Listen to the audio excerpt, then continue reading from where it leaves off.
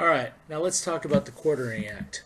Now, quartering, it sounds like it's kind of weird. It's like, what does this have to do with 25 cents? It has nothing to do with it. Quarters is to give somebody somewhere to live, and when you give somewhere to live, not just a bed, a house, but also food, supplies, all that kind of stuff. So here's the situation. The British had sent over a huge amount of soldiers, and those soldiers were there for one other things, to protect the colonists against the Native Americans, protect them against the French, protect them against the Spanish. Anybody who was there to disrupt the colonies, and keep England's flag flying. But the American colonists didn't always see it that way. They said, hey, they're sending more soldiers here to keep an eye on us. They're sending more soldiers here to keep us down. And not only that, not only did they have the soldiers there, the Quartering Act meant that the American colonists had to feed them, had to give them a place to stay, had to build them a place, quarters for them to live in, had to build them, forts, had to supply them food, and if there weren't enough places for them to go, the British soldiers actually could go and live in, take over your own house, right? They saw a house that they liked. Theoretically, they could move in, and you had to take care of them, basically. Now, that doesn't necessarily happen very often, but the law said that, and the American colonists began to complain about this. They said, this is not good. We don't like this. And well, the new British Prime Minister, a guy named Townsend, said, this is an opportunity. These colonists, they've been complaining a lot. They're causing trouble inside. We need to clamp down. We need to set the law. We need to let them know who's boss. And that's what he did. So that, people began to complain about it. Well, he said, we're going to do something about it. We are going to, put in more laws. Now, Townsend really intended to make the colonists pay. The colonists were complaining. So why do we have all these soldiers here? They're eating everything. They're not doing anything. But Townsend said, no. Are you going to dare make them pay? And he said, I will, and stamped his foot. So they started all these new taxes, which were called duties back then. Townsend duties, 1767. Taxes on glass, on paint, on lead, paper, and tea. It's just a huge amount of stuff. And this money was intended to pay the governor. The governors were appointed by the king, and they reported directly to the king. They weren't elected. So by paying them with the money collected from the colonists, then they're not going to be pressured by them. Because, if somebody, collects whoever has the money, kind of controls the government. Whoever has the money, because the government needs money to spend, and so the money is supposed to be in the assembly, right? The assemblies are the ones that decide how much money there is and how much money should be spent. And if the governor doesn't really need the assembly, he doesn't need them for money, then he's not going to really pay attention to them too much. Okay, so this is a tax, and people began to complain about this. Now, the colonists began to complain. They began to say, why are we paying all these taxes? And it wasn't just like a few people. It started to spread out throughout all the colonies. John Dickinson, Letters from a Farmer in Pennsylvania. So this is the middle colonies. He wrote a book, basically, and the book was passed all around all the colonies, and he listed all the opposition, all the reasons why the Townsend duties were bad. In Boston, a guy named Sam Adams. Sam Adams was, he was a brewer. But he was kind of a failure at everything he did. But he was really good at complaining, and not only good at complaining, getting people to listen to him. He could get people all angry and stirred up, and he made all these speeches, and he started getting all the people of Boston to get really mad about these these taxes. And so the merchants of Boston, merchants are people who buy and sell things. The people of Boston agreed to, they signed a non-importation agreement. Importation, remember, is the buying of stuff from outside your country and bringing it in. And of course, you know, they're only allowed to buy stuff from English colonies, from England and from other English colonies. So a non-importation agreement means that they are not going to buy any more British stuff, right? And for Boston, remember, Boston is the biggest harbor. It's the where all the everything starts, basically comes into the new colonies. And so they agree, we're not going to buy English stuff anymore. That's a big deal. All right, the way a boycott works, if people stop buying stuff, right? Now, if you refuse to go to the store, you stop buying clothes or whatever, you can go for a little while without buying new clothes. It's just kind of a, just keep wearing your old clothes until they wear out. But who gets hurt by this is the people who are selling the clothes, right? If you when they sell clothes, they have to buy the clothes first, right? They buy the clothes and then they sell it to you, and then they use the money that you bought it to go and buy more clothes, and then they have to keep on buying clothes and to keep the shelves stocked. And if you stop buying clothes, if you stop buying stuff, they have to stop buying it for themselves, but they still have all these clothes, they still have all this stuff that they've already paid for, and if nobody's going to buy it, then they're going to be in trouble. So boycotts work really, really well. And the British people, the British merchants, began to get hurt, right? I know it says George II, it should be George III, and his ministers, because it was hurting their income. It was starting to affect their business. John Wilkes, a London journalist, he led the protests. This is an English guy. This is on the British side. They were protesting. He was arrested. He was actually, voted into the House of Commons, which is the British legislature.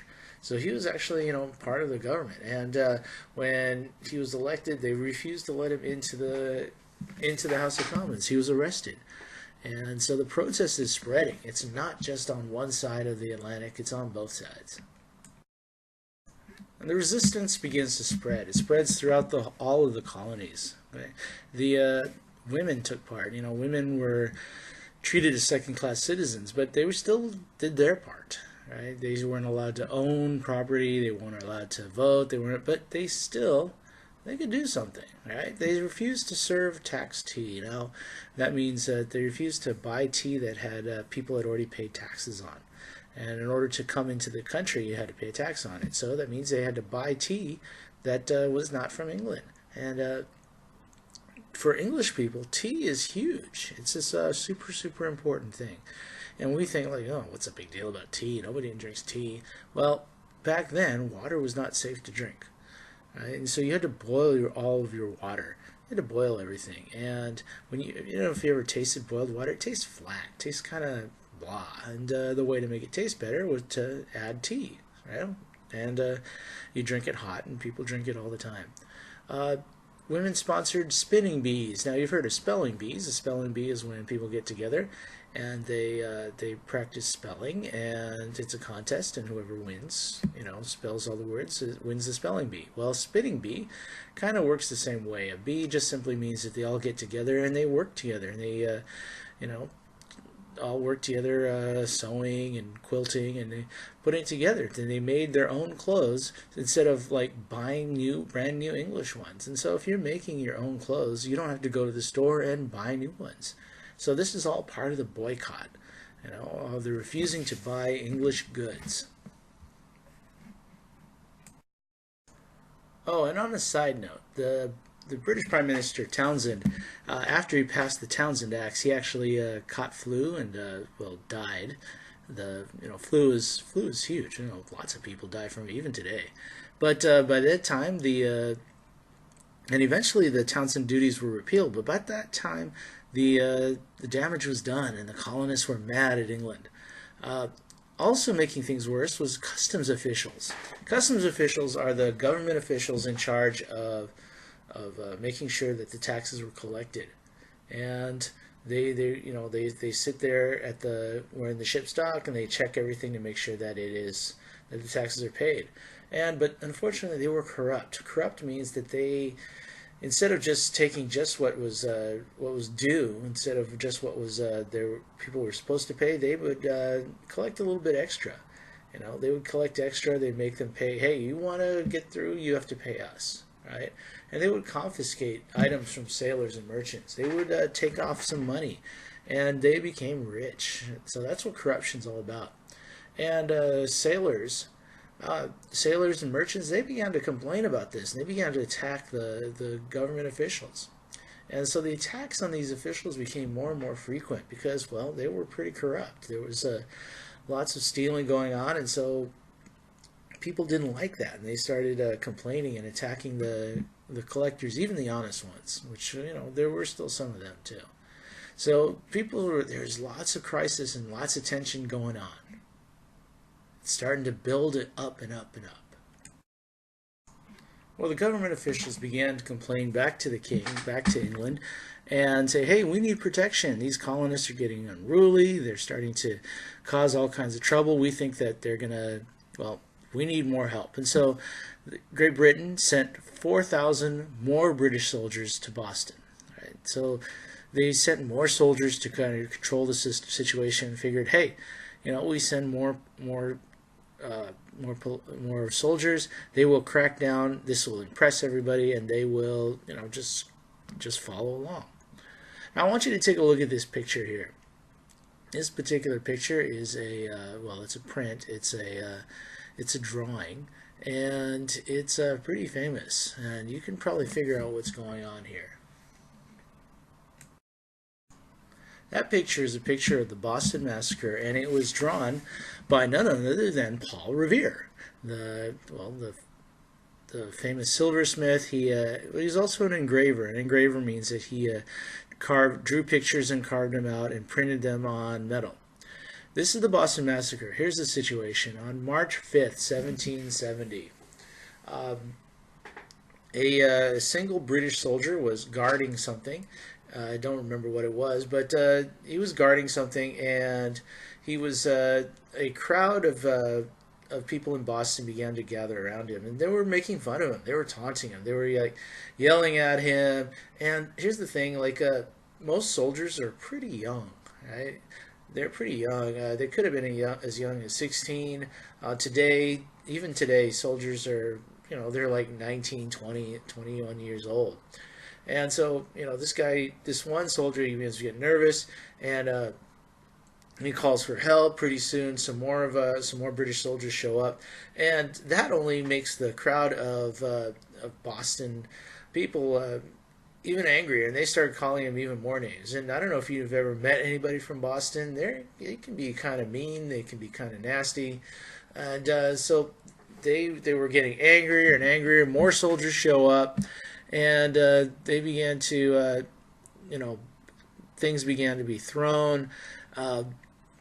Situation starts getting out of hand. Now, I don't know who had the bright idea of giving these soldiers ammunition for their guns. They had guns, and nobody quite knows who fired first. The British insist that they were attacked. The colonists insist that they were attacked. Anyway, somebody starts shooting, and the British soldiers take their guns and they just shoot into the crowd. Okay, now as a result, a bunch of colonists get killed.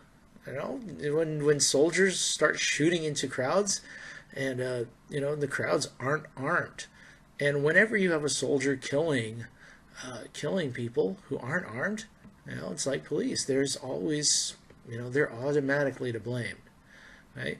It was a big, Paul Revere helped spread this news throughout all the colonies, so everybody knew about it, including one of the 5 dead included a free man. A free man is somebody who is not a slave, but he was African American. His name was Crispus Attucks. He is, I think he was a former slave, but he is one of the first to die in the American Revolution. He was an African American. John Adams, the guy who would eventually become the second president, took part in this and helped defend people, some of the people in it. Anyway, so by 1770, Lord North, who is the new British Prime Minister after Townshend died, he repeals the Townshend Acts. He gets rid of it because they weren't very popular. Nobody liked them, and so he got rid of the taxes except for the one on tea, right? Which is kind of interesting because remember, like I was saying, tea is super important to English people. In fact, when we talk about tea time, every day at 4 o'clock is tea time in Great Britain, where it's basically your afternoon snack and you have a cup of tea. It's something to do just before dinner, right? Well, that kept the colonists kind of mad. Now the tea, in order to get the colonists to try to buy the tea, even with the tax, they cut the price of tea. They cut the price of tea so low that even with the tax, the price would be lower than the tea that the Dutch were selling. So try to get the colonists to buy English tea. And you would think, a lot of times, when you look at something, you just buy the cheapest thing because you say, hey, I don't have enough money, so I just buy the cheapest thing, even if it means, hurting somebody else. Well, the colonists kept on boycotting the tea. They didn't want to pay they would rather pay the Dutch a lot more money rather than pay the tax, because that would just, that was insult. And so they kept on boycotting the tea. Now, in the days before the internet, before you could you get your news instantaneously. When something happens, you find out about it right away. It gets posted on Snapchat, it gets posted on Instagram, and so that it happened, and so what's going on. Well, they didn't have any of that back then. The only way to find out stuff was basically by people telling you by mail. They would write it down on a piece of paper and they would send it. They would send it to you. It's called correspondence. And that's even newspapers would get their information from just people sending letters to each other. All right? And because the colonists, especially guys like Sam Adams, he was saying, this is yes, they got rid of the taxes, but I think they're going to bring them back. They want us to be, to be controlled by England.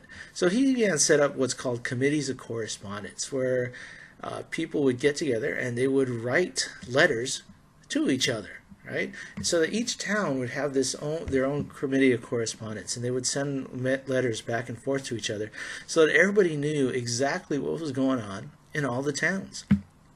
And they spread it not just in the towns of Massachusetts where Sam Adams was, but they began to spread to each of the different colonies. So pretty soon all of the colonies except for Pennsylvania had their own committees of correspondence where they would send letters and talking back and forth. And what would they talk about? Well, they talked about, the British, they went and killed a whole bunch of people up in Boston, right? They're just shooting into the crowds. They're stealing money from people. They're making us pay for their soldiers. They have to, we have to buy their soldiers food. We have to buy them beer. We have to buy them, places to stay. And they're shooting us.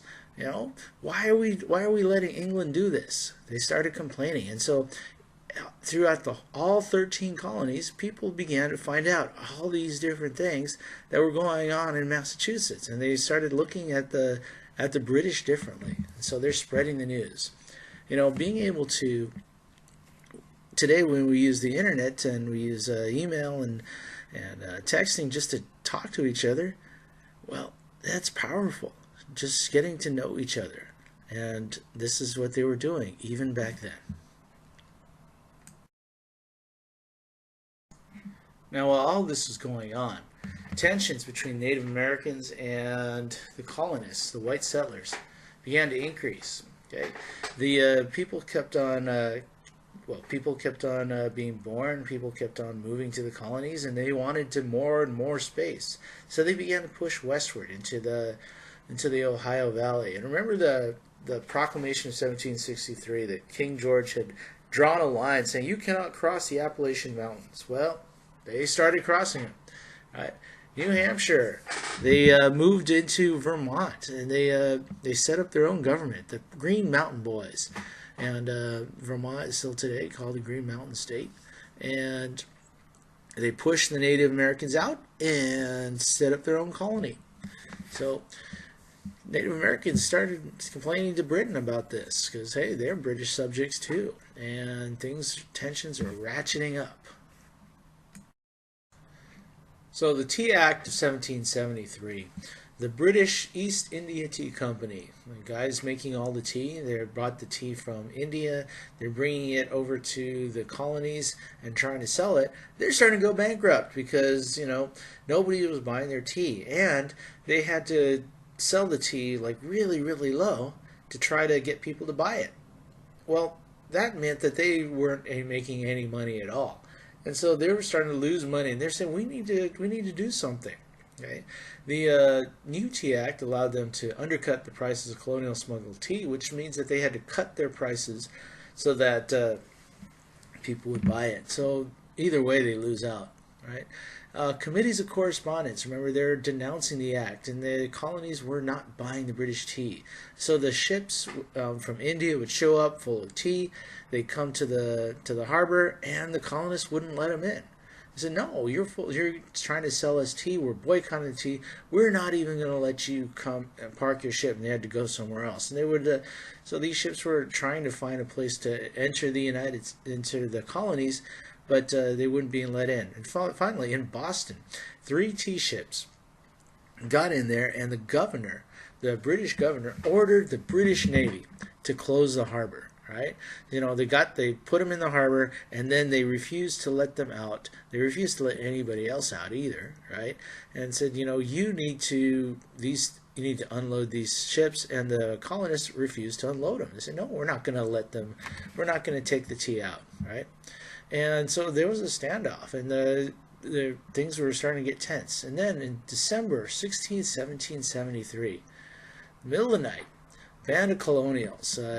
A group we have not identified them, they dressed up as Native Americans, dressed up with like war paint, Indian headdresses, feathers, and everything, and they boarded one of the tea ships, and they dumped all the tea into the harbor, right, into Boston Harbor. Now, some people think that, today we think that, they're just doing that as disguise. They're doing it they're doing it to make fun of Native Americans. It's kind of iffy because there's some record of colonials, whenever they want to do something as protest, they would dress as Native Americans as part of their protest. Well, anyway, they dumped 342 kegs of tea into the harbor, and of course, they called that the Boston Tea Party, and they spread the news throughout the whole land that this was an act of protest. They were protesting against Britain, that you cannot make us pay taxes that we don't agree with, right? And whether or not they would have ever agreed with them is kind of irrelevant. They refused. We're not going to pay any taxes. No taxation without representation.